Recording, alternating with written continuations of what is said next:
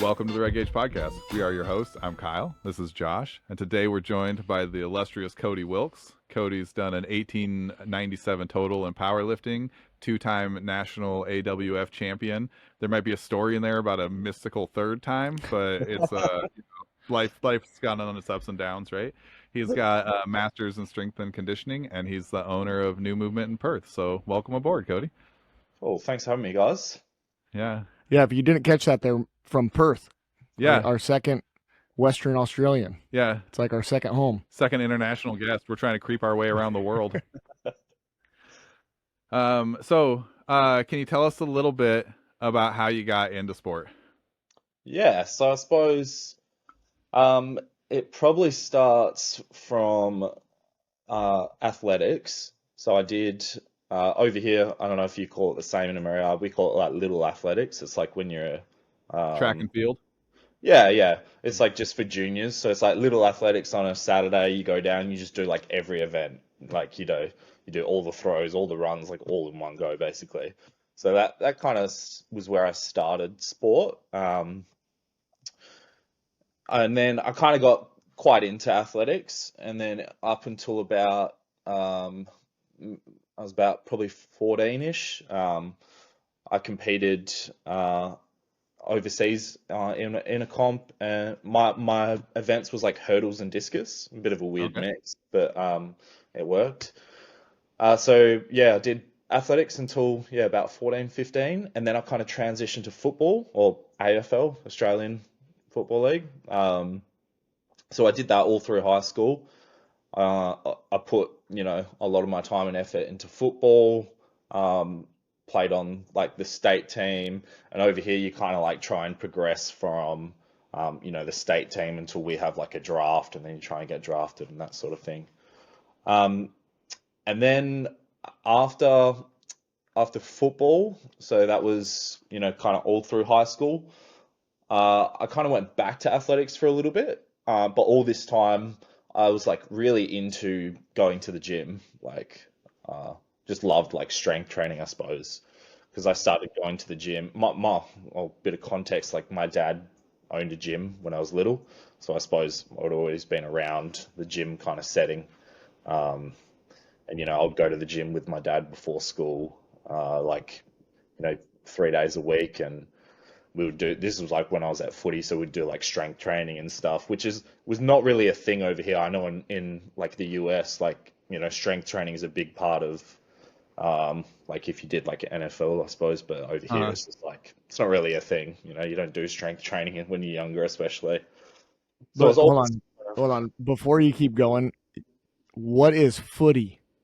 so AFL, Australian Football League, like Aussie rules footy. You ever seen Okay, it? footy. yeah.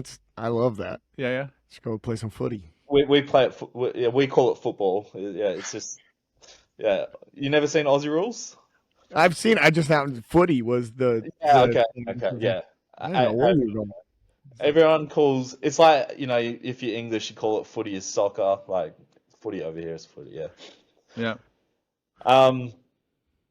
Yeah. So then after high school, kind of went back to a little bit of athletics, but also was that's when I started uni at that time. So doing my bachelor in exercise science, and um yeah, and then one day I saw Greg that you interviewed. Yeah. So Dr. Greg Hoff. yeah, so at the university where I did my bachelor's at Edith Cowan, they had this like little S&C room. It was tiny. It was like three weightlifting platforms and like a couple of force sensors, a rack of dumbbells. That was about it. And I remember I saw them like doing some weightlifting stuff in there one time, and I was like, oh, like I've done a bit of weightlifting before, like because when I did athletics, we did like some basic stuff, like power cleans and stuff. So, um, and then I can't remember exactly how it came about, but basically Greg invited me and a couple of friends to come down and give it a go and see what it was about. Um, and yeah, that's kind of how it all started. It was just by chance, really. And Greg was nice enough to, he didn't charge anything. He was basically just like, come down on a few days a week and do some weightlifting. And, as you know, he loves the programming side of things. So he did all the programming side of things for us. And yeah, that's kind of how it started into weightlifting. Yeah. Yeah. So Greg has quite the pedigree. Like when you Mhm. started, did you realize what you were in for? Like what was Yeah. Or Not just some really. guy?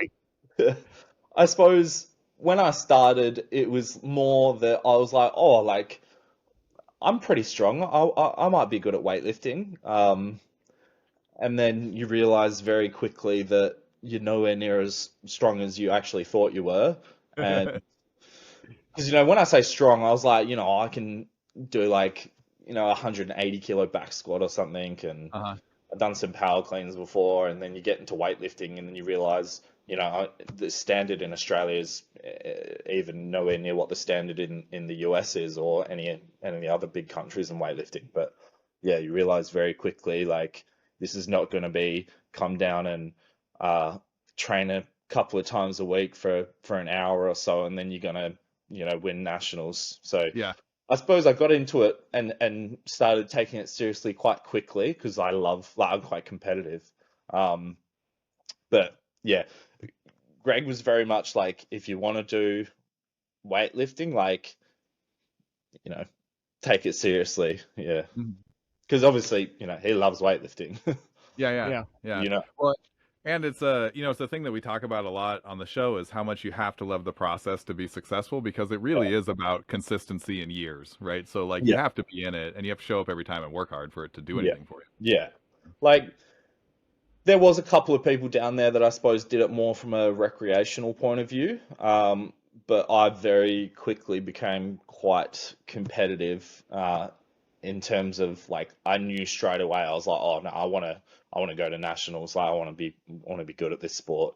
So after probably within a year, I stopped doing athletics at that point because I was kind of doing both at the start.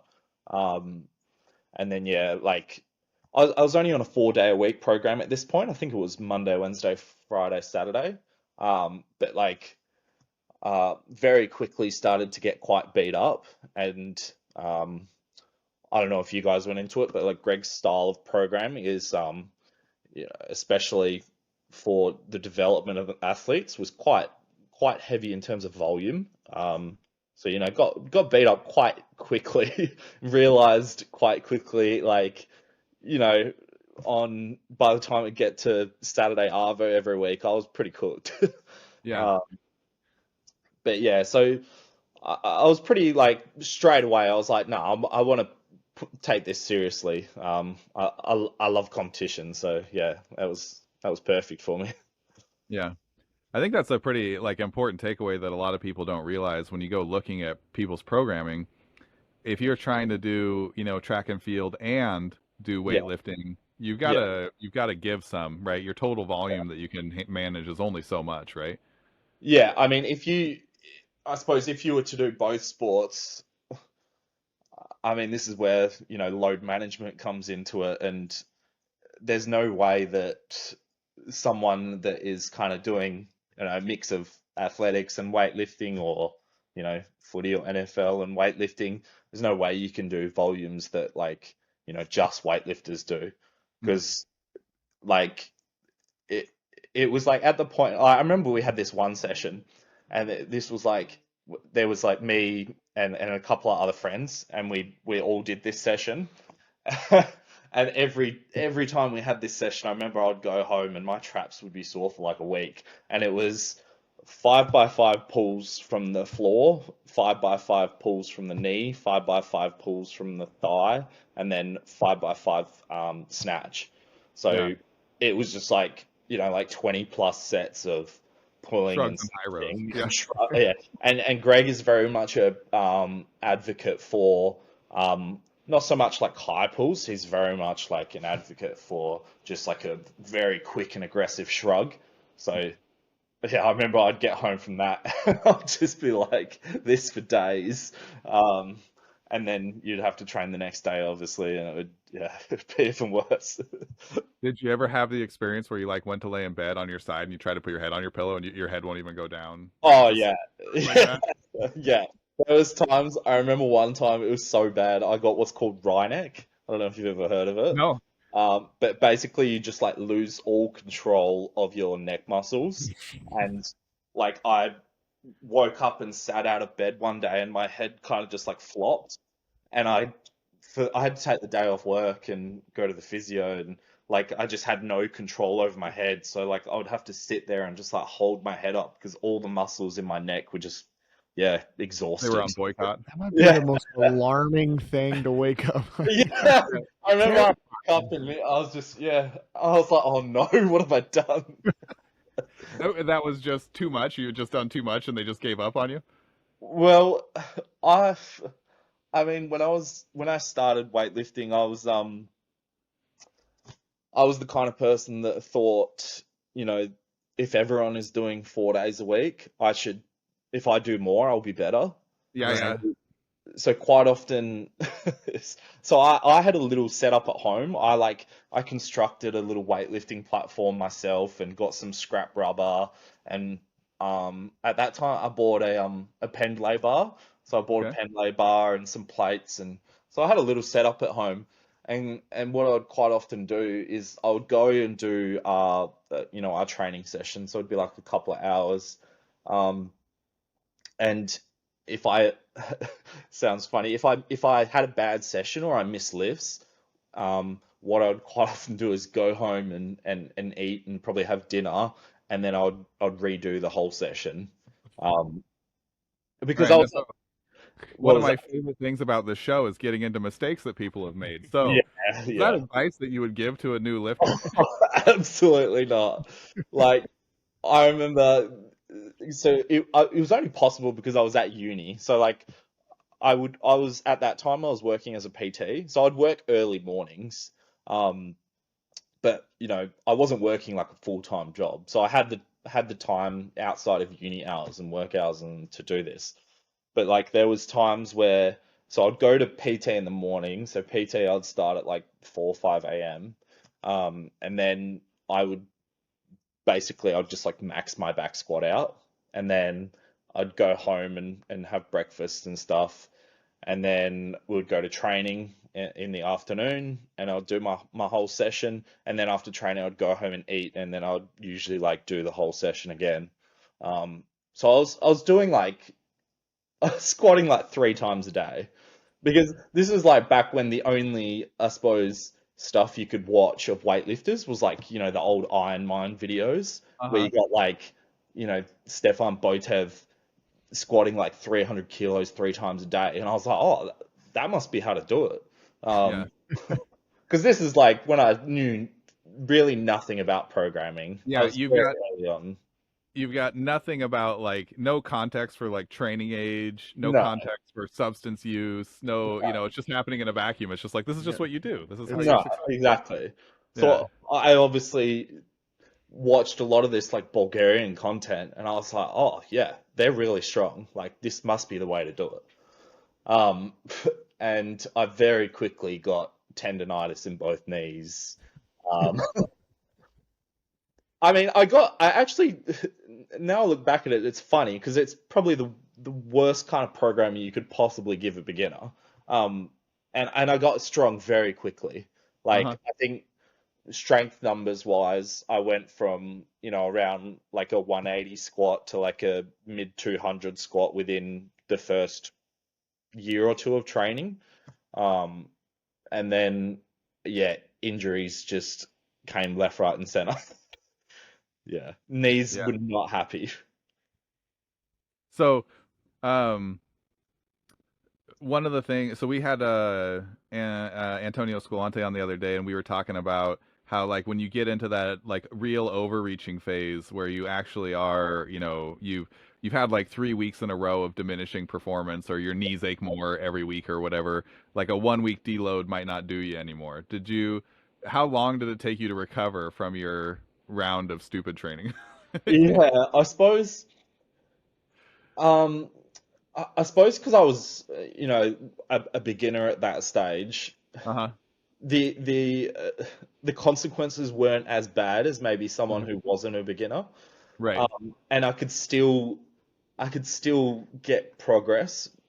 despite doing like, ridiculous amounts of volume. Like I Mm. remember I got a training log, and on top of the stuff I was doing with Greg, which was, I think on the higher volume weeks, we would have about 15-ish sets of squats, and then plus, snatches, pulls, clean and jerks, etc.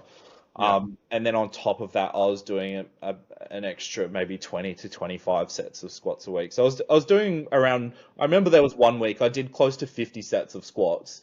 And these were not like easy sets. I loved taking sets like, in powerlifting terms. These were like RP9 sets kind of Uh-huh. like, and I remember there was one week I went really hard and I went into training, I think it was on the Monday, and I could not snatch 50 kilos. Like I just couldn't do it. I got so frustrated. And I think at that point, something in me was like, you know what? I think I've overdone it. Because like I was like getting out of bed in the morning and I like limping around everywhere. And like it wasn't like there was no real severe injury that I had. It was just like my whole body was cooked. Yeah. Uh, so I suppose after that period, I took a little bit of a step back, and it took me months for my knees to recover after that, because obviously I had really bad tendonitis from this point. Like, talking doing a body weight squat was excruciating on both knees. Yeah. And There's that. I'd still go into training and do all my work, because I suppose with tendonitis, once you warm up and you start moving, it's bearable. But then once you Mm. cool down, it's excruciating. Yeah. Um, did Greg know that you were doing an extra 25 sets a week, or was that your own secret Yeah, teaching log? definitely not. He'd probably listen to this and be like, I was "You." gonna say, does he know yet? Like, I mean, I did get in trouble. I remember one day because um, I would train at the local over here. We do something called surf club, like surf life saving. And they had a local gym down at the beach. So quite often, me and a mate would go down to the local surf club gym and do a lot of extra stuff. And I remember he found out one day, and I got like, well, yeah, he gave me like a little ban or something from the gym. I got banned for like a week or something. Like, it's fine. I can do all 50 sets at home. I don't need you. Yeah. we Yeah. were probably just throwing his programming off. So he's like, I don't get why Cody is Yeah. struggling so much. Yeah. He's like, he came in strong. He's obviously got a talent for this, but like every Why week is he he shows up so sore? just Yeah. sucking. I think that was exactly the way it was, because I remember there was one week and I was begging him to give me 5 days a week, because there was one of the athletes that was quite a high level at that point, and she was on 5 days a week. So I was like, give me 5 days a week, like I can definitely handle it. I remember he put me on 5 days a week, and I just crashed and burned very quickly because I tried to keep in all the extra stuff as well. Yeah, I went back to 4 days very quickly with him. Yeah. Yeah. I mean, it's an interesting conversation, because like if you've got 15 sets a week for a major muscle group, like that's pretty good. That's pretty substantial volume, especially if you're taking them all very close to failure, Yeah, yeah, And then if you're doing 25, you're really, like That begins hard. It's hard to put that yeah, in. yeah. So for people who are like kind of newer and are wondering, there's some cool research on it that talks about like how many heavy sets a week you do and how much return you get on it, right? yes, But yeah, just like most everything else in strength training, it's kind of one of those logarithmic curves. Like yes, one yeah, set a week is huge, two yeah, sets a week is a ton more, and then it starts decreasing, yeah. and so it's kind of pretty flat by the time you get to 15 to Oh, 20, depending on the person and the muscle group and everything. There's some fidelity to it, but yeah. like I just can't imagine showing up and doing 40 sets a week and being like, I want to do 5 days. I mean, this was at the point where I was just adamant. Obviously, again, no understanding of basic programming, and I was adamant that the more I did, the better I would get. Mhm. And I was like, it's like any sport. It's just more practice equals more results, and with strength sports, that is just definitely not the case. And it took me, I'm ashamed to say, longer than it should have to realize that. But that, I mean, I feel like that is pretty counterintuitive because, like you said, like we learn practice makes perfect. Right. Yeah. So you just think that, and the more I'm lifting, the obviously the stronger I'm getting. If a little bit of lifting works, then a lot of bit lifting is going to work. Yeah. So I think it's lots of people that don't learn that Yeah. until, especially if their strength coach doesn't know it. Yeah. And in America, there's lots of people that are in position that are coaching that might be more just like a coach or a PE teacher that's teaching it that doesn't, maybe they don't deep dive into the actual what's going on. Yeah. So they might do the same thing, right? Just Mhm. pile it on, pile it on, pile it on. So it's weird to say this, but like learning that rest is important, I think, is actually like a next level. Like it's like that second level of Yeah. learning about weightlifting. Like the first thing is you come in, you just go hard as hell. Yeah. And then you're going to get ran down. And then eventually you're going to Google it and be like, oh, it's because I'm supposed to rest. Yeah. I mean, Yeah. Oh, go ahead. sorry. I think that's actually one of the hardest things about weightlifting or powerlifting. I suppose strongman's the same. Like any strength sport is realizing that, and this is especially true if you're someone that loves training. Like I love training. Like if I could do way more, I definitely would do it. But it's coming to the realization that you can train nowhere near as much and as hard as you want to sometimes. And the amount of hard training you can actually do, especially once you get decently strong, is really not that much compared to some sports. And especially, like I said, if you really love training, it's hard to grasp sometimes because, the mindset of the less you do to a certain extent is actually more. It's real, like you said, it's counterintuitive. Like some sports, like skill-based sports, it's definitely not like that. But yeah, it was really hard, and it's still hard for me to accept that even a decade on. Yeah. Yeah, I mean, it is an interesting thing because, like, when you go in and you do the work that it feels amazing and you feel trashed, and then Yeah. the next time you come back, you're stronger and all that kind of stuff. But there's Yeah. still a reason why almost every monster on the planet has a video where they're like, you actually get stronger when you're sleeping and eating. Yes. Like that's when the your body's doing all the cool stuff. Yeah. Even back, I remember coming in. We had pretty good coaches when we were growing up. People that were around Mhm. us in lots of different sports. We had some quality people around us. But I remember leaving for spring break. I think my junior year, and so that's a week break that we have in the middle of school, kind of towards the end of the school year, and Yeah. coming back and just exploding. Like my lifts were way better. Yeah. Yeah. And then like looking at it, it's like, well, no duh. I went from basically like Christmas to middle of April, no breaks, going hard. Mhm. Yeah. And then finally got a rest and like I actually got the recovery. But I Yeah. remember coming back and everybody being like, oh, that's weird. You know what I mean? Like, so I was like, now like later it's like, oh, well, no duh. I finally took a freaking deload week. Yeah. But Mhm. a lot of people not only don't like it, but if you like training, like that's a terrible week. Like once I Yeah. started actually using deload weeks, I was miserable. And Yeah. I just like, all right, I'll come to the gym and do my 60% or whatever, that like less reps or less weight or however you're taking it. But Yeah. it's unenjoyable. Yeah, it's definitely not.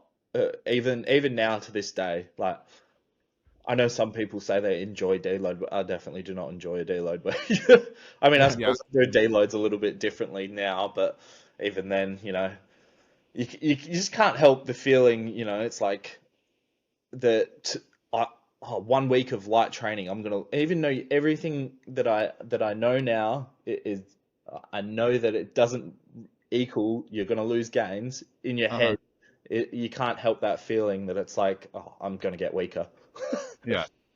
Yeah, there's even, like evidence that maybe taking like 6 week off at some point in the year isn't going to hurt you, Yeah. and it's still hard to take any kind of time off.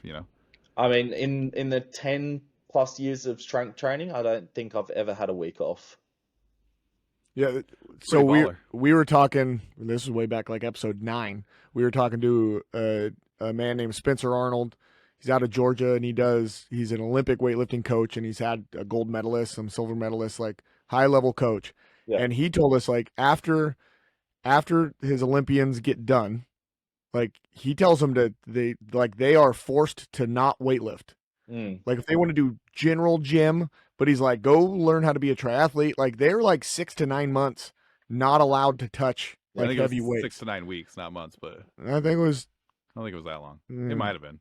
I'm beating him on this one because I've had it short, but it's a long ass time, which is like again super counterintuitive Uh-huh. Yeah. to actually being able to. You would think that it's just like right back to the grind, Yeah. but I think that um and I actually can see why they do it, especially at that level. But I think some of it might come into the fact that that's a mental break because Uh-huh. like when you do big competitions, I'm sure you've heard it before, have experienced before, like and you get like after a big competition, the weeks after, and you almost feel like some sort of depression because Yeah. you have like no direction after a competition. Um, and it's like I think the term I've heard used is like post comp blues or post comp depression, um, and you really feel like directionless. Mhm. And I can't imagine for something like training for a quad for the Olympics or something, the come down after something like that, I'm sure would be horrendous.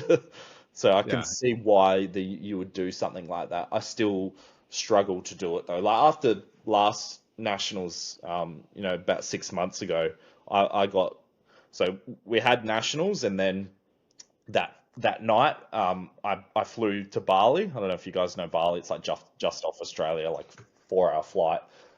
I mean, the plane ride over was horrendous because like I just done a max deadlift a few hours before, and then I was sitting on a plane just in agony. And I got off the plane, and then the next day I went to a gym over there and trained. So it's I'm ready to go.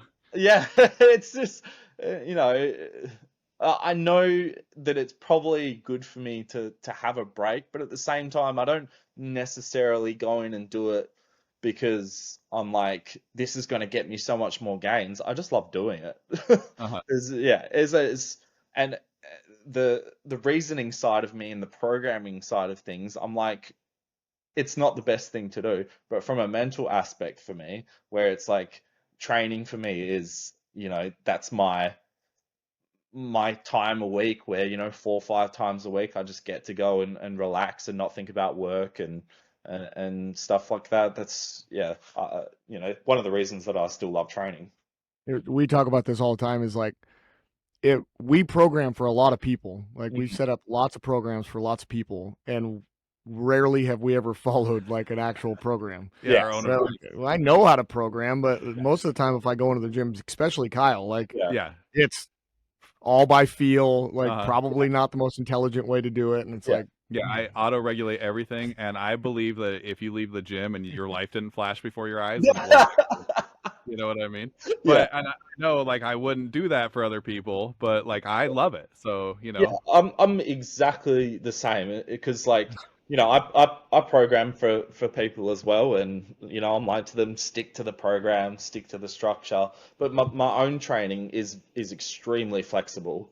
Like I'll have weeks now where you know planned on like I have maybe a heavy triple for the day or something, and then I'll come in and I'll hit a new 1RM. I'm like, at this point, especially when work interferes with things, I'm like, when I have and I feel good and I feel mentally ready to go, I'm gonna take that every day of the week now because that doesn't come around that often anymore. So yeah. I'm extremely flexible with training. Yeah, it's funny because there always is there's that difference, right? Like, I love training. I enjoy competing, but I haven't competed in a long time. I mostly just love to train. Yeah. And, um, if I was coaching somebody else who had goals, I would want them to be as successful as possible. But I just really want to make myself suffer. Like Yeah. that's what I want to do. I want to enjoy the suck a little bit, Yeah. Yeah. And so it's hard. It is kind of those dueling banjos. Like if you're listening to this and you're like, I want to be a gold medal shot putter, make a smart program, follow a smart Yes. program, right? Yes. But if you just want to be super jacked and hang out in your home gym and have fun, then have fun and just try not to do anything dumb. Yeah. I mean, it's funny because you can get strong from both of those ways you just talked about. Sure. Yeah. You know, I don't think that. I mean, this is where it comes into the programming side of things. Sometimes I think being super strict with programming um, is not a good thing. And I had this when I was early on, and why me and Greg sometimes butted heads. I'm sure he would agree with, because maybe he's changed over the years in terms of how he approaches it, but he was very much of the idea that you stick to the program and you trust that it's going to work, which I completely understand. But there was some days where I'd come in and, because he's very much back then like percentage based. So, you'd have a day and it's like 5x3 in the back squat at 85%, let's say. And it was like, if it's 85%, you do 85%. It doesn't matter if it's, some Feeling sessions. strong or feeling weak or Right. whatever. Yeah, yeah. So like some sessions you would come in and, I've had no sleep and feeling like shit, and, I'll do the 5x3 at 85%, and every set is like an absolute grind. And then other times, you would come in and you fly through it and you're like, can I please do more weight? And he's like, nope, definitely not.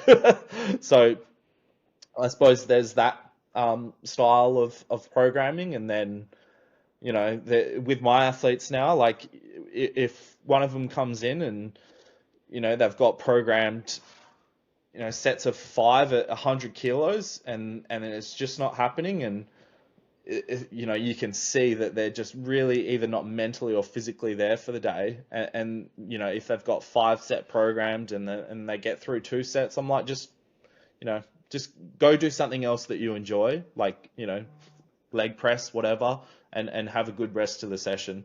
Because I think whilst that might not make sense from a programming point of view, you don't want to just like, can the whole session, obviously. Yeah. The mental aspect for me is probably equally as important, if not more important, especially when you're looking at the long game. Because I mean, if someone gets to the point, and this is what I had with weightlifting, it doesn't matter how good your program is. If you get to the point where you're really not enjoying training, it's just a disaster. And that's kind of where I got to in weightlifting. Yeah. Just like in the last, like, because you haven't been doing powerlifting for a terribly long time. So that was No. just kind of, or was that a long time ago that you were feeling like that with weightlifting? Um, so it was probably like after the second nationals that I did. And so at that time I was working this job where it was like split shift. So I would have to get up and do the morning shift at like 5 a.m. till 11 a.m. And then I would have to come back in the Arvo for 5 p.m. till like 4 That's p.m. brutal.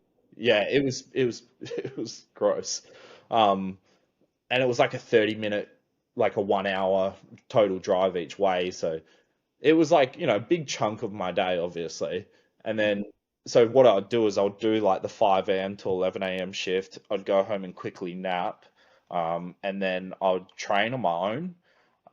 And I just was not enjoying it at that time. Like it was just a real, I never missed, I don't think I've ever missed a session. I never missed sessions or cut sets and reps, but it was just like, when you're not mentally there, progress is really hard to come by.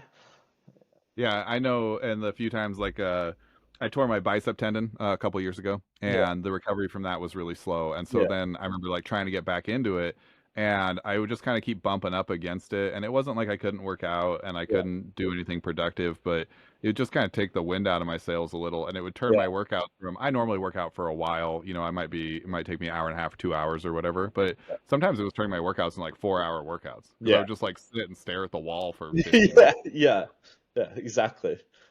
Yeah. Yeah. So, let's talk a little bit about, I mean, we're in the programming vein already. So why Yep. don't we talk a little bit about, you know, what are some, do you have any approaches? Like you already mentioned a little bit, the auto regulation thing, like putting a little auto regulation in your programming. But if we're going to look at like maybe a year's training, or how do you structure your training? Are you like a block guy or a linear guy, or do you like doing, concurrent, like what do you like doing in training? Yeah. I suppose I the longer that I've trained and the more I've kind of learnt about programming, the more simplistic my program has become. And on paper now, I always get this when a new client comes to me, or someone that has asked me, like, what is your sessions and programming like look like week to week? And then on paper you look at it and you're like, it's so simple. They're like, but why would that make me stronger? Like, when I can do all this other stuff, and then because like my programming, like for like a squat day, for example, it will just be like, at the moment per week I do about 6 sets of squats. So I mean that's a sweet spot for me. And it would just be like squats, a single leg movement, some hamstring curls, and then that's it. And then be like, but how do I squat 300 kilos doing 3 sets of squats and then a couple of sets of, like a leg Accessory press stuff. and a couple of sets of hamstring curls? And I suppose over the years, the more simple I've made it, the more progress I've kind of made. And I suppose that comes into training age as well. But I'm very basic in terms of I just use basic block linear periodization. Um, I will periodize it in terms of going through like your basic phases of training, but even then, I'm not that super strict with it. Yeah. And especially like I said, like I- I've worked around like a lot of injuries as well, and I've gotten progress on all kinds of different methods. And I suppose the one thing it always comes back to is just load management. And that, as long as you get that bit right, you can argue with someone all day about what style of programming works, and high volume or low volume, and all these little things that you can argue about. But as long as you get the load management right, you probably still got to make progress even at a high level. I think Hmm. that's the biggest thing. But yeah, I definitely use a very like simple approach now. If you looked at my basic block periodization, yeah. Yeah. How did you So I've kind of noticed the trend of, like when we're beginners, we do more exercises, Yeah, there's more variety, yeah, even if we are squatting all the time or cleaning all the time if we're weightlifters or whatever, or yeah, squatting and benching and deadlifting all the time if we're powerlifters. yeah, There's still, a lot of beginner programs are 8 exercises or 12 exercises a session yes, kind of thing. yes, And then as you progress, that number of exercises seems to start to dwindle, you yes, know? yeah, And I've always thought that was just a reflection of the actual demands. Like as I get better and better at stuff, like when I do a really hard bench press workout now, like basically my whole torso and half of my legs are toast when I'm yeah, done, yeah, yeah, just from the bench press. yeah, And that wasn't, when I first started, I remember it just being like whatever, maybe the like rotator cuff attachments, yeah, just yeah, fried and yeah, nothing else, just having like a deep, intense, like somebody stuck a chisel in my shoulder kind of thing. yeah, And I don't ever get that anymore. Now it's much more, broad. yeah, And then at some point it seems like it turns and it gets to like, okay, well, I need to have some single leg and I need to have some, like maybe I'm putting some plyometrics in there and I'm just a power lifter, but it works really well for me or whatever. mm. Has that kind of been a trend that you've like seen or feel like is a true thing, or do you think that's just a reflection of maybe not knowing what to do when you start, and then Yeah, okay. I think it's a bit of both. I do think that um, maybe not now so much, but maybe if you look like 10, 20 years ago and you look at some of the programs that you would have found, like, if you just got on Google and you were just like, basic weightlifter program or basic powerlifter program, some of the programs you would find are ridiculous. Like uh-huh. sessions that if you did everything properly would take you just hours of training. Like, Hmm. like you're talking about like 8 to 12 exercises. Um, and as from a coaching point of view, as I've gone on, even with athletes that are more in the beginner to intermediate phase now, I don't give them that many exercises. Like maybe 4 or 5 exercise, and it obviously it's nuanced and it depends on the person, but Like, yeah, and how many days a week you're training and all that kind of yeah, stuff, yeah. right? So that depends, but I definitely think over the years, in terms of my thought process on it and what I think actually works, I've shifted slightly towards less, even for beginners. And I think that also comes like, there's been like a huge rise at the moment, in the popularity of low volume training for hypertrophy. And I do think there is some merit to that. I think it's gone way overboard. But it's I think it's definitely been a good thing because it's making people realize that you don't have to come in and do 15 sets of chest, to make good progress. And if anything, that's kind of that hinders progress, I do think. Obviously, like we're talking about, there's kind of a sweet spot for how much you should do. And I do think when it kind of transitions from beginners more towards advanced, it is what you're talking about. Like the more skillful you get, the more taxing it is on your entire body. Like when you do something, like when I have a squat session now, maybe, when I was a beginner, doing just squats didn't really cook my legs that much. I could still go and do a couple of other things after that. But now, if I do a heavy squat session, like by 2 or 3 sets in, and these are not even super hard sets, my legs are absolutely cooked. Yeah.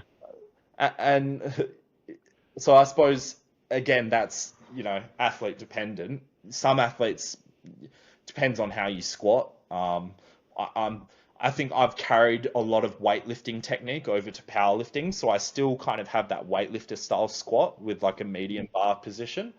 So it really cooks my legs. So after I'm done with squats, I don't need that much. I just do some hamstring curls, like I said, and that's about it. So it depends. I suppose Yeah. it's always the answer. Yeah. Yeah, and then I feel like sometimes when I get programming back from some of the kids, like they're taking stuff out of the squat or reps or sets out of the squat to just create other things, whether it's a front squat or a goblet squat or whatever, which is going to be less intense and get less Yeah. results Yeah. Yeah. just for like more things. Like, Hmm. yeah, but look, I'm doing 3 types of squats. Yeah. And it's like just do 1 or 2 more sets of squats and just get rid of all of that. Like Yeah. that Yeah. stuff is not necessary. Then you could add in your lateral movements or Yeah. single leg stuff. And so, but I don't know, that's just a beginner thing again. Like I'm going to do a squat, a front squat, and leg press because Hmm. that seems like it just would work better. And it's Mm. like that. As soon as you get good at squats, all the rest of that crap is going to be terrible. Like Yes. it's going to be Yes. you're just not going to be able to do it in Uh-huh. any way to be meaningful. Like I suppose the Yeah. way that I look at it for a beginner now is that when you're fresh into strength training, pretty much anything will give you progress. Like you, you can like literally do sets of 20 on the squat. You still make good progress. It doesn't matter. But because anything can give you progress, you can get away with such little amounts of training and still make that progress. So especially if you've got someone that is, and you get this a lot with beginners, and they're not going to spend 2 hours plus in the gym each session. They're just going to train for an hour, 4 days a week. You can get away with such a minimalistic program and still make really good progress, and they won't get injured, and they'll still enjoy it. And I think that if you can then keep that enjoyment in it, that will lead to them continuing for a lot longer. And I've actually made this mistake before. You get someone who's new and you go, well, you can actually handle this amount of training. And they can, and they may theoretically, from a programming point of view solely, they will make better progress doing more. But whilst from a programming point of view it makes sense, from a mental point of view, it's not good for their longevity, I think. So I think that kind of comes into how much you give a beginner as well, and that, again, that depends on the athlete's mindset. Because I got an individual right now, and if I gave her a 4 hour training session, she'd be like, fuck yes, let's do it. Whereas you got some people that would just be like, absolutely, I'm not doing that, and that would stop. So Uh-huh. it depends, and it doesn't depend solely from a programming point of view. It also, depends from what the athlete's personality is like. Um, how do you ever work with, so like I do like all my training's asynchronous, so I never plan my training around 7 days because Yes. I always hate the feeling of having down training sessions. So I plan all my training in 5 day rounds, and then that way every time I come in I can just smash stuff and try to kill myself and have a good time. And have you experimented with any of like asynchronous programming Right, or so anything like you that? mean you have like a 5-day rotation?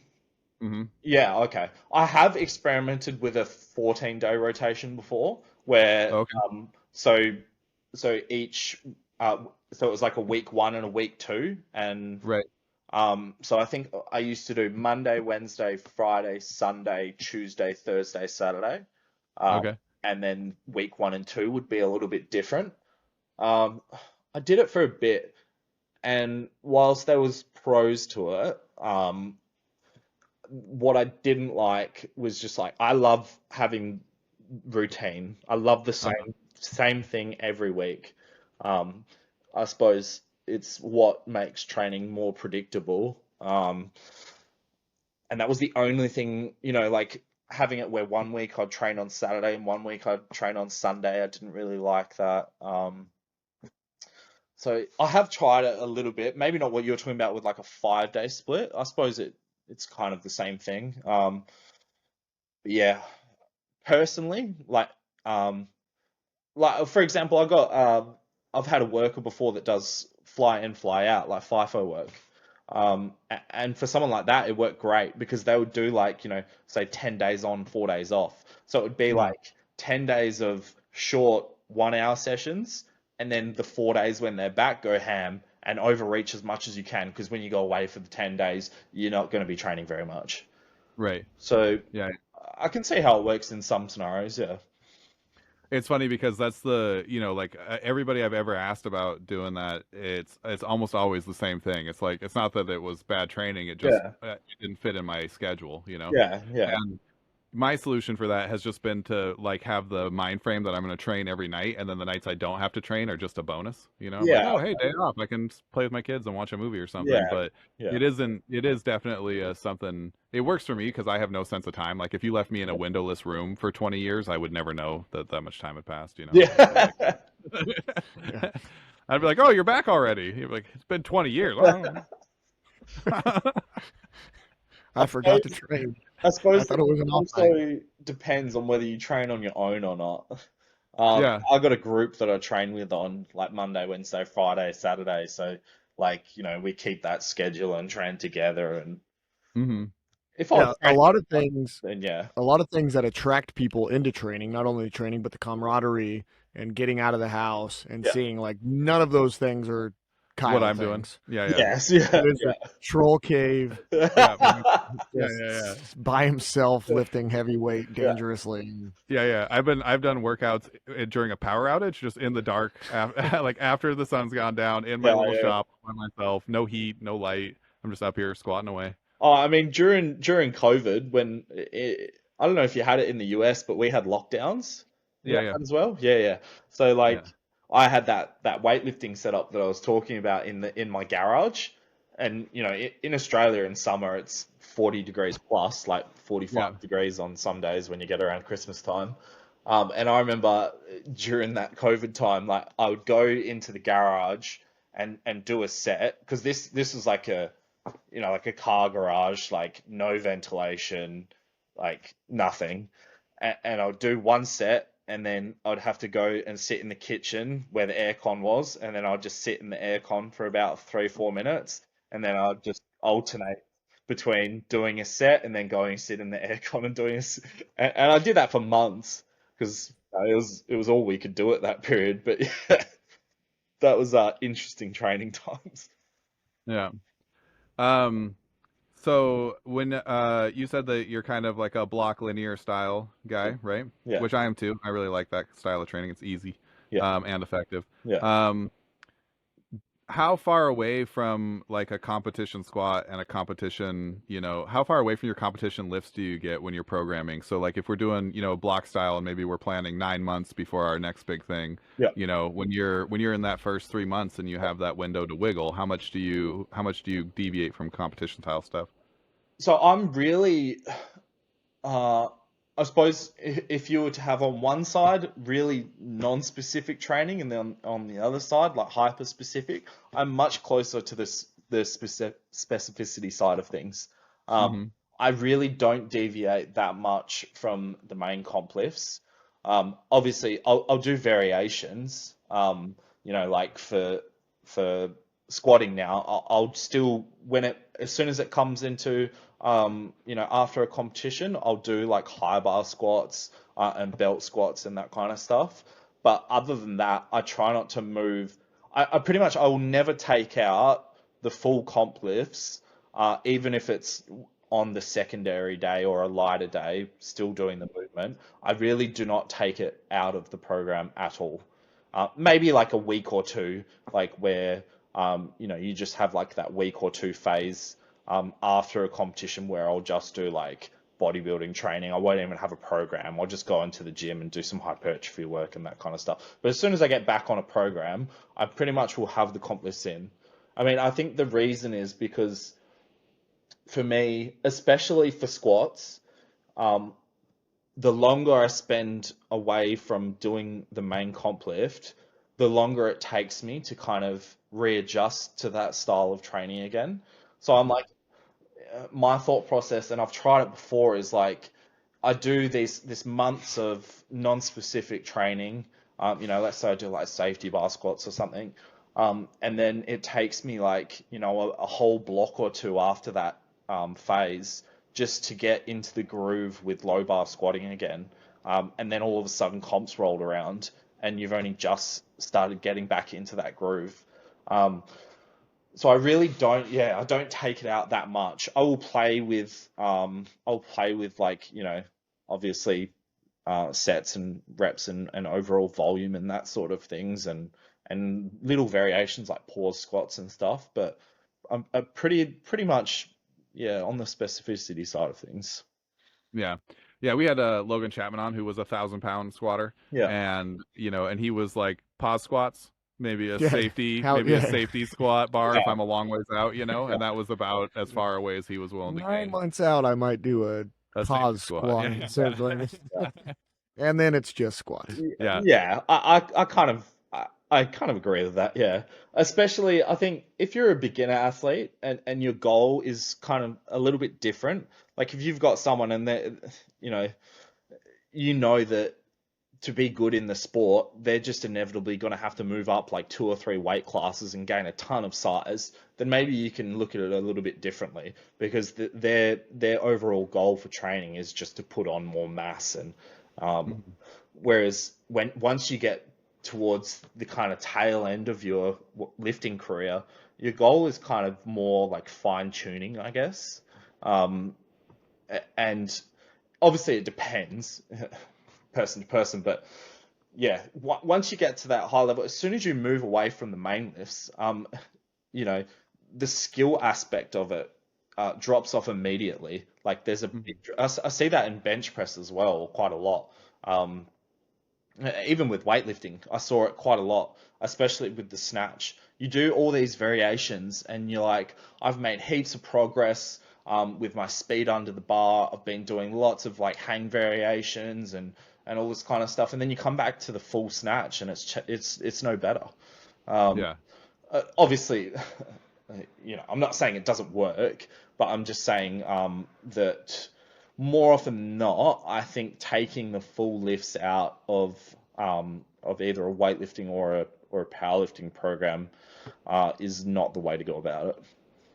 Yeah, it is really interesting because, like strength and power development, they're very much skills, Yeah, right? Like definitely. you have to practice them to be great at them. Yeah, So if you're if you're only lifting to support a different sport, right? If you're just lifting for track and field, or you're just Yeah. lifting for football, or you're just lifting for whatever your other sport is, Yeah. then that specificity is a lot less important Oh yeah, because, definitely. Yeah. right, you're just trying to get bigger and stronger and Yeah. faster and stuff, Yeah. and in a general sense, Yeah. right? And so it's less important that you're really good with a back squat, but Mm. the groove really, really matters when your sport is a barbell sport. Yes. Right. Yeah. Yeah. Yeah, for other sport, it might be more important that you're getting a press and an incline and an overhead, right? Like being strong at all angles and stuff. Where it's like, okay, if we're just talking about bench, the Right. incline early on is going to have some carryover, Yeah. but eventually that you're probably going to outpace your incline so much that this weight is Yeah. so much lower. Yeah. I mean, unless you're weird like you and just 3 weeks it goes up 100 pounds or something, but you'll just not be good enough at the other lifts Uh-huh. to actually support Yeah. anything going up. Yeah, that's kind of, I suppose, what I was getting at. And it's like the more advanced you get in one of the strength sports, the more deviating from the main goal takes away from it. So, like, I've had this before. Like, if you were to say to me, like, if I did weightlifting, for example, I think having a good cardiovascular base is beneficial for a weightlifter, and I don't disagree with that. But if you were to then go, well, actually, I'm going to start doing, 3 cardio sessions a week, a month out from competition, I'd be like, well, what are you doing? Yeah. And I've seen this before, but people will argue, but it's beneficial for weightlifting. It's like, yes, but when you're at a high level, the more you do of anything else but the sport that you're trying to get better at, is the more it takes away from it. Obviously, it depends. Again, it depends. But yeah, you only have so much training that you can do in a week. Like, we were talking about before, like strength sports are quite taxing. You start adding in all these other things, especially close to competition. I don't see how that's been, and I'm sure there will be strength coaches that would disagree with this. I'm sure there would be, but I think once you, even within a few months of competition, you should not do things that take away from your sport. Yeah. Definitely shouldn't be doing new things, right? Like Yeah, if but you were I've seen somebody that who, before. Yeah. yeah. Yeah, I mean, I could see, like, if you're somebody who just got up and jogged a mile or two every day and you've been Yes. doing it for 10 years, Yeah. it's not going to have a detrimental impact to keep doing that, right? No, But but if like, you're adding something in, yeah. yeah. But if you're adding something new, yeah, because your body, like, if you don't, I know I'm terrible about doing cardio. I'm awful at it, and every time I start doing it, I always gain like 10 pounds in like 2 weeks, just overnight. Mm. And I just have always assumed that it was like blood, like my body just, I never work hard enough that my body needed any, and so that when I work out, it's like, oh no, like open the spigot. But that would be a really unpleasant thing to do right before you were going to nationals for powerlifting or weightlifting. Just gain 5 kilos Yeah. or 10 pounds, Yeah. just like, oh yeah, I've really filled out this 265 weight class. I'm doing really good. And then you get up in the morning and you're 274 and you're like, oh shit, you know? So can you talk to us a little bit about, you mentioned, you started, you had some good guidance, but you also did some dumb stuff and you still made some good progress. Yeah.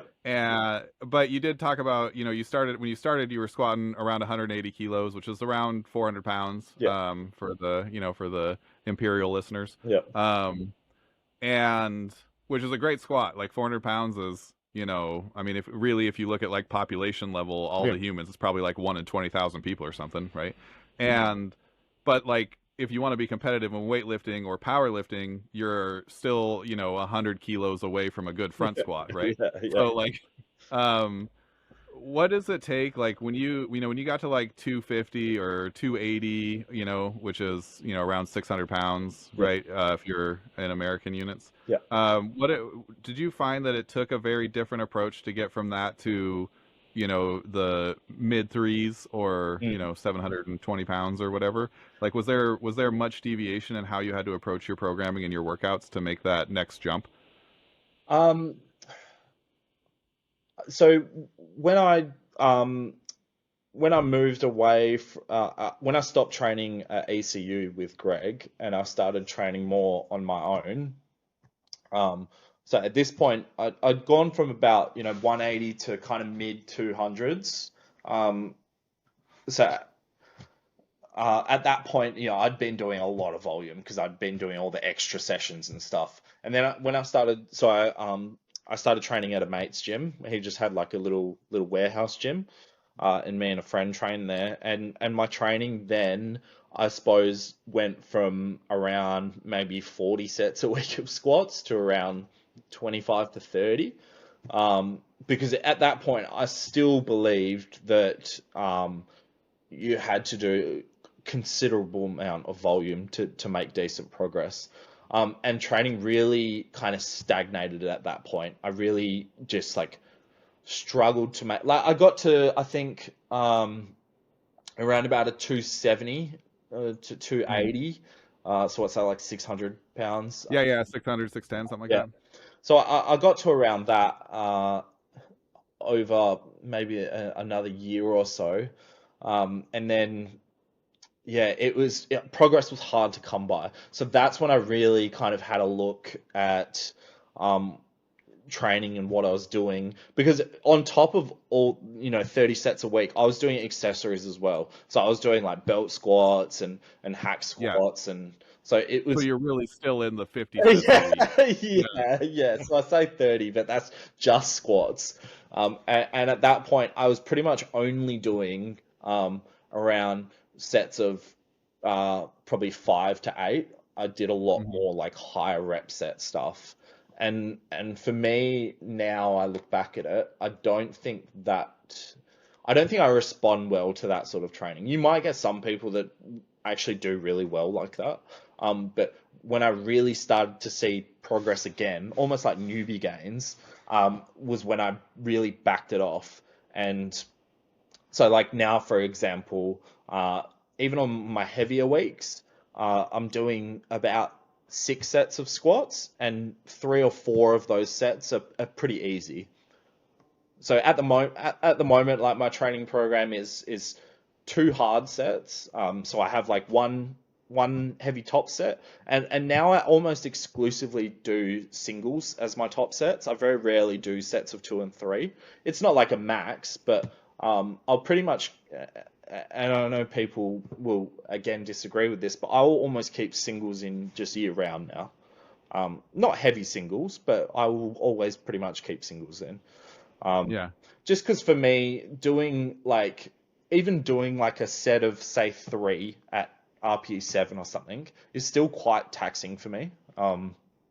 And I don't know if that's just because of how I squat, or I suppose once you get to a high level or a higher level, doing set of 3 at 300 kilos is going to be taxing either way. Hmm.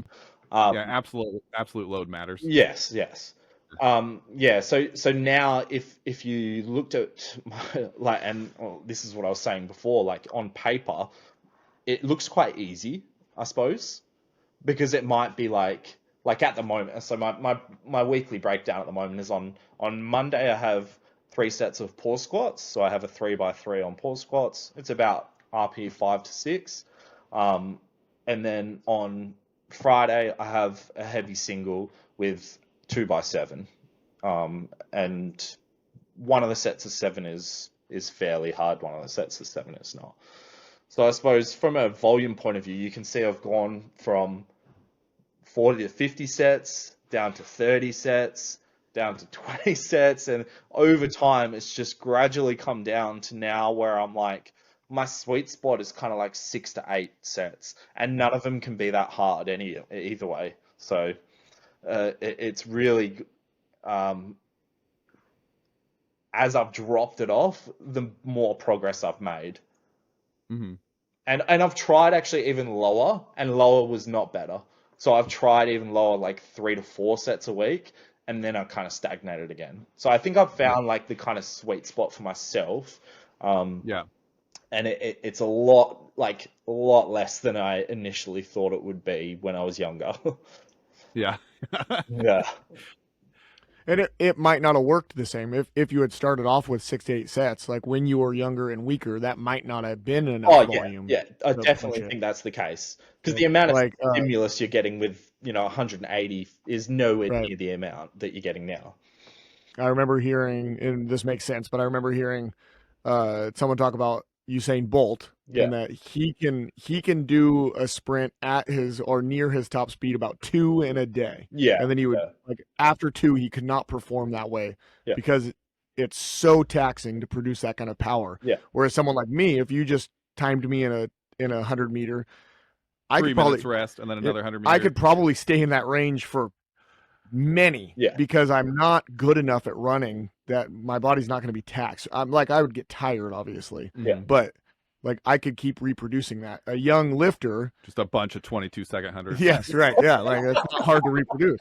A young lifter can do that even at maxing. Yeah, yeah, You know, I quote this, but I wish now that we have a podcast, I should look back and see who said it. But it was an Olympic weightlifting coach, and he talked about.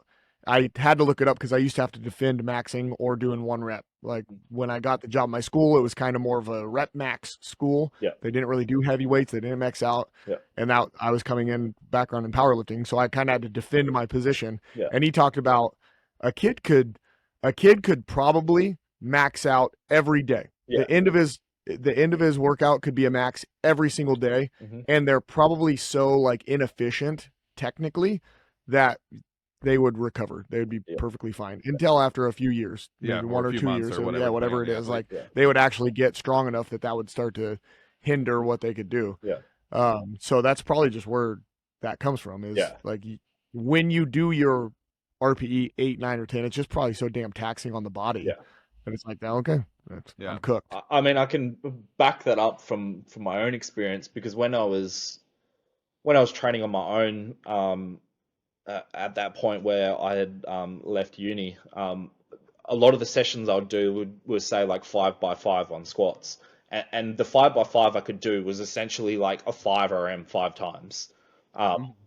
Like the first set was absolute grind to get through, but then I could do it 5 more times with 5 minutes Right. rest, and I'd do it no problem, and then I could do it again 2 days later, even sometimes at more weight, So, but now if I did it, if I do like anything close to like a 3 or a 5 RM, there is no chance I'm doing that for even like I'd be lucky to do it for a single after that. You know what I Right. mean? Like, and I've done it before, like when was it? Like even last week I did like 320 for a double in the squat. So like around 700 for a double. Mhm. Um and the set after that. And it wasn't like an RP10 set. It was hard. But then, the 2 sets after that I was cooked. There's no way I could even do 10% less after that. I had to drop off like 70 kilos after that. Mhm. So yeah, Yeah. obvious. Like you're saying, the stronger you get, the more taxing every set is on your body. And whilst your overall recoverability might have gone up over the years and your work capacity has gotten better, just like the overall load week to week on your body, it doesn't really get easier. Mhm. 700 pounds is still 700 pounds. It doesn't matter Right. how much you've gotten better. Yeah, and there does seem to be when you get to a certain point, like I've definitely had this experience where you get past a certain point and you start to run into like fitness issues that you didn't realize were going to be an issue. So like I remember the last time I was feeling really good about deadlift, I got I think the best I ever got on deadlift was like 550 for 15 or somewhere in that neighborhood. It Yeah, might have been 535 or 555 or something, but yeah, like 250 kilos yeah, yeah, for 15 reps. And um I was doing that, and then I was also doing rack pulls. No real rhyme or reason for it. I just really wanted to see if I could get to like all of the weight in my gym for a rack pull. Um, but I remember experiencing a thing where it was like it felt like my actual spine was tired. Like there was an element of like axial fatigue that I had never approached before in all of my training. You know, I've had the same thing with like my hands in the bench press, like the little ligament that holds your hand together right here, Yeah. being like, you know, I'd be done with, I'd get to 3 or 4 workouts in a row and I'd be like, that kind of is, Mm. you know, it's getting to me. And so like that you run into these fitness limitations that aren't what you would think. It wasn't like I had a sick Yeah. lower back pump and I couldn't keep going. Yeah. I just was like, I don't know if my spine's where it's supposed to be right now. Yeah. Like, just doesn't, you know. Have you had that experience where you've run into like systems that don't feel like they should be a problem, but then you were like, oh, this is an issue? Yeah, I suppose, like, when, and this is one of the other things as you kind of get stronger, like the person who is lifting 700 pounds is still the same person who was lifting, 400 pounds. It's just like, now you have considerably more muscle mass, but the stress on you is still the same body that is experiencing that stress. So like I've one of the funny ones I've got is like, I probably wouldn't be able to show you it, but on my neck now I have like a huge bone callus, Yeah. from years of weightlifting, doing behind the neck jerks, and then just like receiving the bar behind the neck and getting trauma over and over again. And I remember I went to the doctor because at one point it was really, really big, and I was like, it was sore, and I went to the doctor, and I was like, kind of like, what is this? Because my neck, and this is around that time I got that Rhinex. I've got a tumor. Yeah. Yeah. And I remember he looked at it and he was like, you have to stop lifting. Like, I think you have possibly like fractured your vertebrae, blah, blah, blah. Mhm. And obviously me back then, I was like, absolutely not. But Yeah, you're in. even now, like Yeah. that stress that, and it's not a muscular thing, it's like stress I can feel in my spine. Um, It's not a terrible pain, but yeah, that sort of thing, which, some days I'll come home after like a squat session and my whole back is bruised along the back just from like supporting. So it's not just my muscles are tired. Sometimes you know, and I'm sure lots of lifters experience this, like you're bruised and scratched elsewhere just solely from lifting. In weightlifting, doing cleans over and over again, you get, especially if you use like a Compalico bar, you get scratched up all along the net. Like, so I suppose, yeah, there's other wear and tear than just fatigue that comes with training. I'm sure there's more I'd be able to think of, but yeah, over the years, definitely had a lot of wear and tear.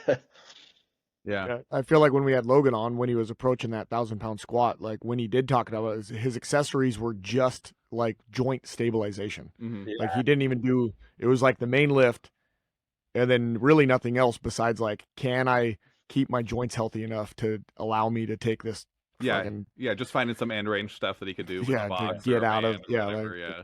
I mean, Yeah. at that kind of weight, I can see why you would do that. Yeah. Because, like, I mean, the amount of mass that it takes at that lifting that sort of weight, um, uh, it's just, as long as you stay healthy, that's your main priority once you get to that kind of weight, I suppose. And that's the kind yeah, of a similar approach I have now. It's like, if I can get maybe a little bit more hypertrophy out of absolutely smashing myself on like a hack squat or something, I don't think the trade-off is worth it versus if I come in the next week and then my knees are a little bit more beat up. I'm at that kind of point now. at no point in time have I ever unracked a squat and worried that if I wasn't tight enough, my spine was going to explode. Yeah. Yeah. I've never been that strong, right? Like Yeah. I could come out and just be floppy as hell and Get then down. tighten up, right? Like Yeah. so, like I've not even like I don't even know what it would be like. It's literally my squat with Logan's squat. If I was squatting my max and then put me squatting my max on my own back, I still wouldn't be squatting Logan's max squat. So that's just incomprehensible, that level of weight. Like, Yeah. I mean, it's funny you say it because I suppose when I was younger, we did quarter squats with weightlifting. Yeah. And I remember one day I did around like a 340, 350 quarter squat. And that night, my spine was just in agony. Like I felt like I'd shrunk like like a few centimeters. Um, and I remember thinking like, how on earth would I ever have this weight to do a full squat on my back with? And obviously that now I'm kind of approaching that sort of weight and doing it, I don't have that, it's like it obviously feels heavy, but compared to back then, it felt like, my bones were getting crushed versus now you can, comfortably walk it out and do a squat. It's funny how your body, I suppose, and not just your muscles, kind of adapt to that kind of thing, though. Yeah. Yeah, I mean, I've told this story already, but we had a friend who was really into heavy partials who was, a few years older than us. And so, when we were getting into lifting, he was around and he was like, you want to do heavy partials? And so I think at the time I was only back squatting like pounds, 385, 425, something like that. And I was like, yeah, sure, I'll party. Let's do some partial squats. That was his big thing with partial squats. Very heavy partial squats. Very heavy. So, yeah. I went all the way up to like 815 or something stupid. And, which again, same kind of thing, right? 380 or whatever. Yeah. And I remember like I took it out and like on the walk back, I could feel like my vertebrae in my back, like, doing this kind of thing, and then I like did a squat and I didn't re-rack it. I did one partial and then I just left it. I was like, somebody else can put this away. I'm gonna go lay down in a ditch and cry somewhere. Yeah, that was dumb. I also remember one time, the first time I ever deadlifted over 600, I hadn't been lifting for a really long time. I'm pretty good at deadlift, so it always kind of came natural, and I did like 635 and I remember I picked it up and I felt like I was just my skeleton all of a sudden. I don't know if you've ever but like I was like, I can feel my bones, and I couldn't see anything. I was like totally blacked out. I was just bones in space. It was an interesting experience. Also something I've never experienced. Bones in space. I was not in good enough shape to lift that kind of weight. I mean, I vividly remember the first day that I squatted 300. So what, this is like 660. Yeah. And it destroyed me. Like for days after that, like you said, I had like bone pain, like just like not muscle soreness. Like I felt like, like actual like bone soreness. Don't know how else to describe it. But now like 300 on any day is like, oh, that was okay. Like, so it's funny how your body kind of get used to that. Whereas, the first time doing it just like wrecked me. Yeah, and it is funny too, because like I've done, I don't know what the heaviest rack pull I've ever done, 945 or maybe 1,000 or something, and the heaviest like partial squat I've ever done is like 1,000. I never really got that again. Like it happened the first time, but like it never came back, and I was always curious if that was just, if I just had it like by the time I got to it again, I wasn't good enough shape. My body had adapted, like my bones weren't going to be mad at me anymore. Yeah. I remember that being interesting. You also have a strange brain. Yeah. So it probably had the stimulus once, and they were like, let's just ignore that. Yeah, that's not important. That was too stressful. Let's ignore that. Yeah. Like if we let him feel it again, he'll get excited and he'll try to do it again. Right. Don't tell him about that. Yeah. So. Okay, while we're on the topic of talking about dumb stuff, what's the dumbest workout you've ever done? What? Sorry. The dumbest workout you've ever done. Oh, I've got a story if you want to think about it. I've told it already, but like to give a preface. But I would love to hear if you've got a dumbest workout ever. I'll hear yours first. I'll see if I can talk. Okay. So I've told this before, so I'll try to keep it tight. But I've really struggled with some hip and knee issues. I dislocated my hip when I was a kid. It's been kind of a long-term problem. So like squats have never been my friend really. And so I was trying to find ways where I could still do a good workout and still have fun, but I was trying to keep the actual weight down. Yeah. And I ended up chasing like these super high volume workouts, and it was supposed to end with 315 pounds, so 150 kilos or whatever, or 145, something like that, for 15 sets of 15 reps with 1 minute strict rest. Yeah. So like from the time I stood up to the time I started going down again. So my unrack and rack didn't count for rest, right?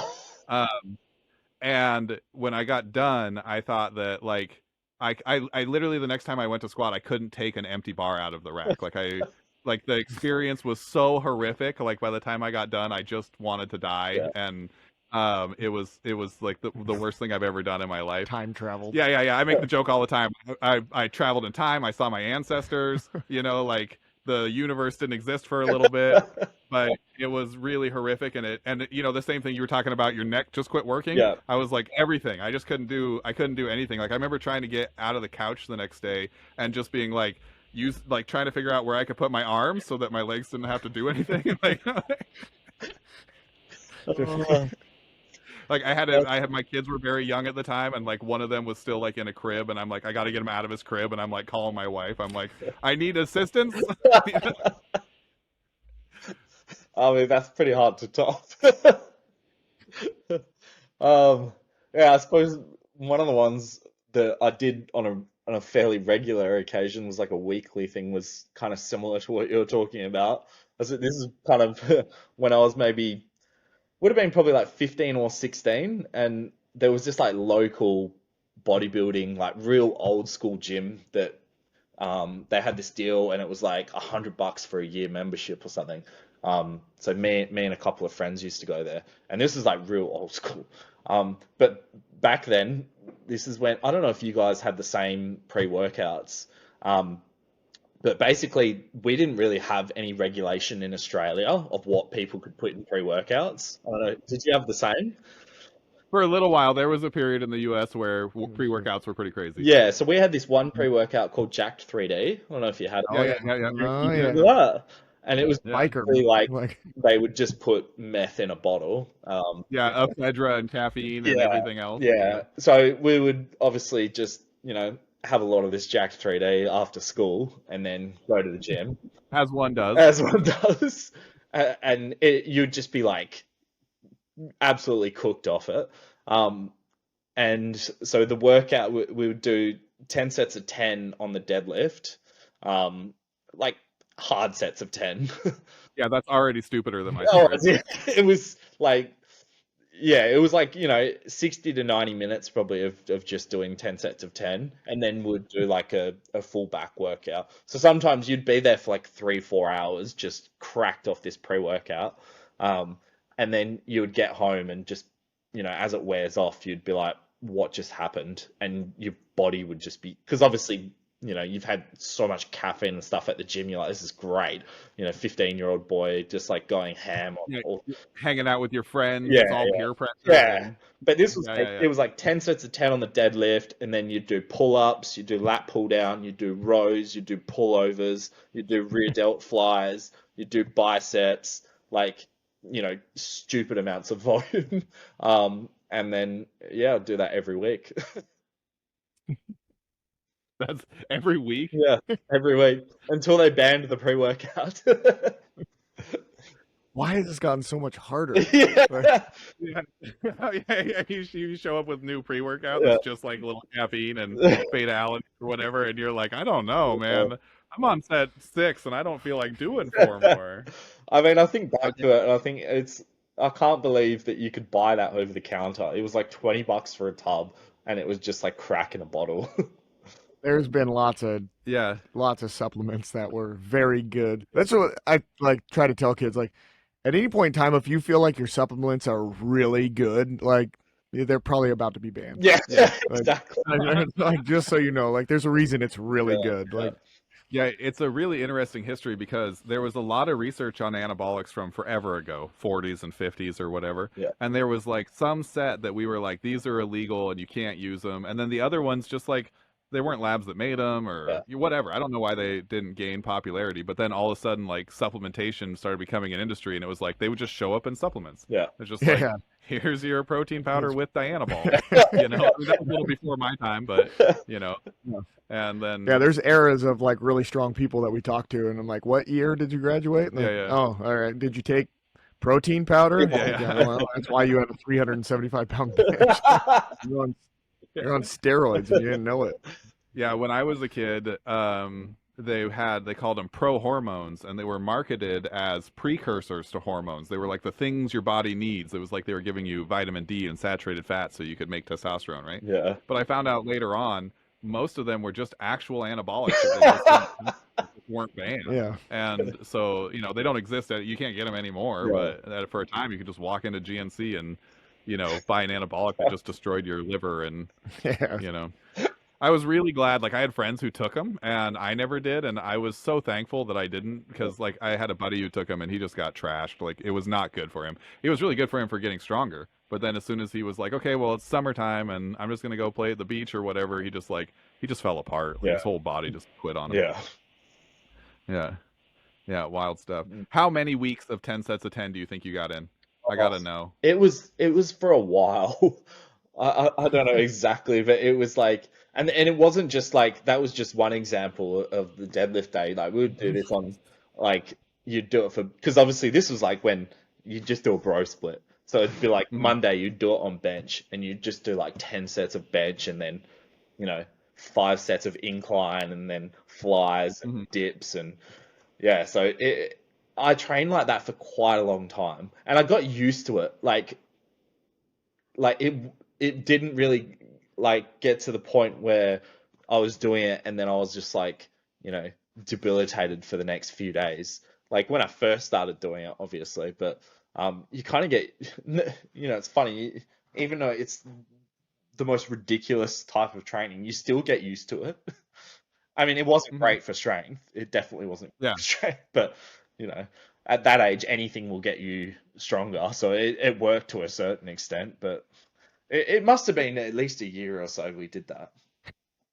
Yeah, you need to make sure you don't ever stop lifting because if you ever lose your muscles, you're probably going to realize that everything in there is just completely fucked, Yeah. and you're just held together by muscles. Like you're going to be just fall apart as a human. That's the phase of life I'm in right now. If I quit working out for like 2 weeks, I'm like, why does everything hurt?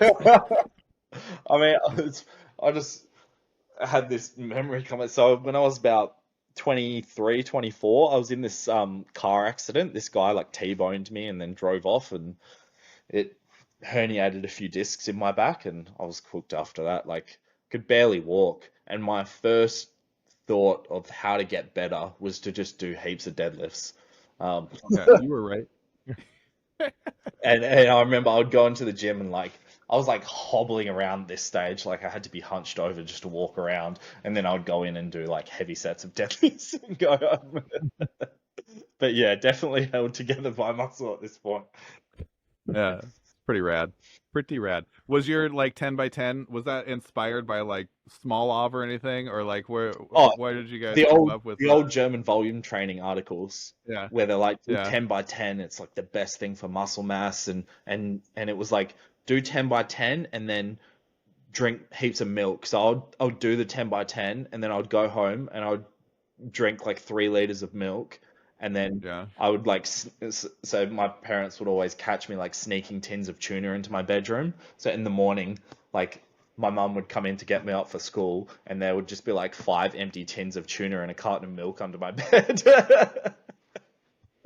Did you did you ever so have you with the tuna or with any other dietary intervention in your training career? Yeah. Have you ever run into any problems? Like I've known a lot of people who've done the tuna thing and then they'll like their hair starts thinning, like they actually get too hairy.